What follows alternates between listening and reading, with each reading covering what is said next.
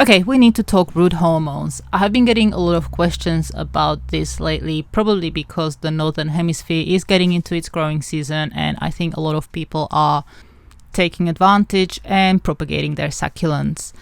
Now, this video is just an introduction video to root hormones, but I am working on a more in-depth video because I think this topic is quite important and deserves a bit more research and explanation. So today I'm just really going to talk about my personal experience and also why I think root hormones should or should not be used. So the main question I get is whether or not I personally use root hormones in my nursery on plants that I sell. And the answer to that is no. And the reason is because it does not make any difference to me whatsoever. I have tried, I have done some experiments a few years ago just to see whether or not I could gain some advantage. But when it comes to succulents, I really do believe that in most cases, root or growth hormones are not necessary. Now, I can see a few scenarios where you might want to use them, but they are in the minority. So first of all, I'll quickly just tell you what root hormones are. So they are a combination of plant growth hormones that help stimulate and initiate cuttings or seeds to produce new growth. Now, this all sounds great. However, there are some buts. So for rooting hormones to work, you will need a particular rooting hormone to work for the plant that you are trying to propagate. So this is because the response to rooting hormones will vary with each cultivar. There are also other problems that you can encounter. For instance, over-application can cause damage as well, and you may be hurting your plant rather than helping it. So if you live in a climate like mine where the growing season is quite long, I get something like 9 months of proper growth, then I would not really recommend wasting your time or money on growth hormones. If you've been growing succulents for a little while and you have tried your hand at propagating, you will know that they are pretty easy. Most of them will root within a couple of months from taking the cutting or leaf if you are doing it in the right time. So rather than using root hormones, I personally focus on propagating succulents at the time when they are growing. So most succulents will go throughout spring. Some will go dormant over summer. These are mostly Aeonium cultivars, some sedum, even some Echeveria. It can very much depend on the weather, but generally Aeonium and some sedum are the ones that go dormant over summer, and then they will start growing again in autumn through winter and spring. Now, all the other succulents usually grow from spring to autumn and then go dormant for winter. So I make sure that each succulent that I propagate is currently growing, it's producing new leaves, and it will have absolutely no problem rooting. If I did it in the wrong season, there is a good chance that the cutting would either just stop growing or grow really slow, or it could even die. So timing is important, and I think it is even more important than the rooting hormone. However, if you are in a climate with shorter growing seasons, so say Northern Europe or Northern America, where you get cold winters and you don't really get more than about 4 months of growth, rooting hormones can help a little bit with getting your plant started. So I can see the use of root hormones being beneficial there. So another reason when you may want to use rooting hormone is when you are trying to propagate plants that are a little bit more difficult to grow or that take extra time to produce roots as cuttings. So I've got a few examples here. These plants I have particularly noticed are quite slow to grow and to produce offsets and also to root.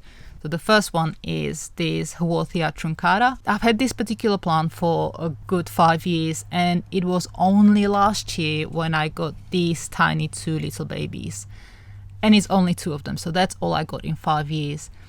Now I know from other truncatas that when I take them off, they will take some time to root.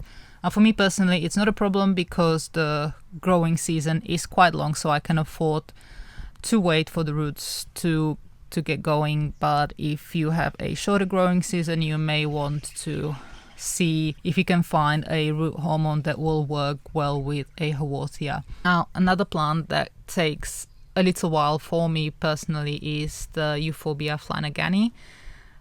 They do grow quite fast if you repot them and give them the right light. So they don't like to be in full sun, but they do like bright light. I have them under 30% shade cloth, and that seems to work quite well.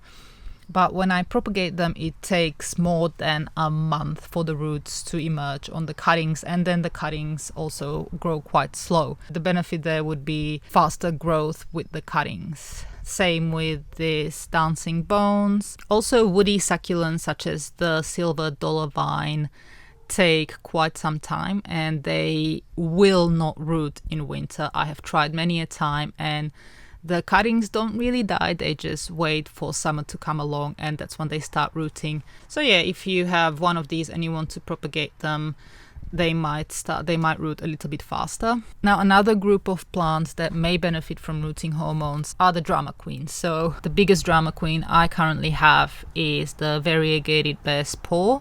It's a beautiful plant and I really love looking at it, but growing and propagating it is definitely a challenge. If it's wet and if it's humid, it can very easily contract a fungal disease and very quickly die from it as well. So it needs to be kept dry, and especially when you're propagating it. So the cuttings, so these are all cuttings that I have grown, and this one as well. I don't have many of them because they are just such a pain, and I don't really want to waste time on them. But they can die very quickly when you try and propagate them. So these guys could possibly benefit from a rooting hormone, helping that cutting establish and grow roots. And the last plant I am going to show you that may benefit from rooting hormone is the baby toes, or Fenestraria rhopalophila. It is currently being eaten by slugs. I have tried everything to keep them away, but they just keep coming back. So yeah, unfortunately I'll just have to wait for all of them to bugger off for the winter. But this plant is extremely hard to propagate from cuttings. I have tried, I haven't had much luck with it. So instead I grow seeds. It works quite well. They do take some time to grow into a big plant, but the germination is very quick and the growth is also quite decent. So the baby toes I usually just get seeds for rather than battle with the cuttings. I have to confess that I have not had any luck with the cuttings. So if you did, please do let me know in the comments, because I would really love to know whether it's possible at all to propagate this plant through cutting. Now I'm going to do an experiment in the spring, and I'm going to buy a root hormone or growth hormone that I think may work with this plant, and I'm going to do an experiment to see whether it will help the cuttings to grow more roots. So in conclusion, I don't use rooting hormone. I don't think it's often necessary with cuttings of succulents because they grow so well on their own. They often grow without our help even. But I can also, on the other hand, see some benefits with plants that are slow to grow or difficult to propagate, and also if you live in a climate with a short growing season.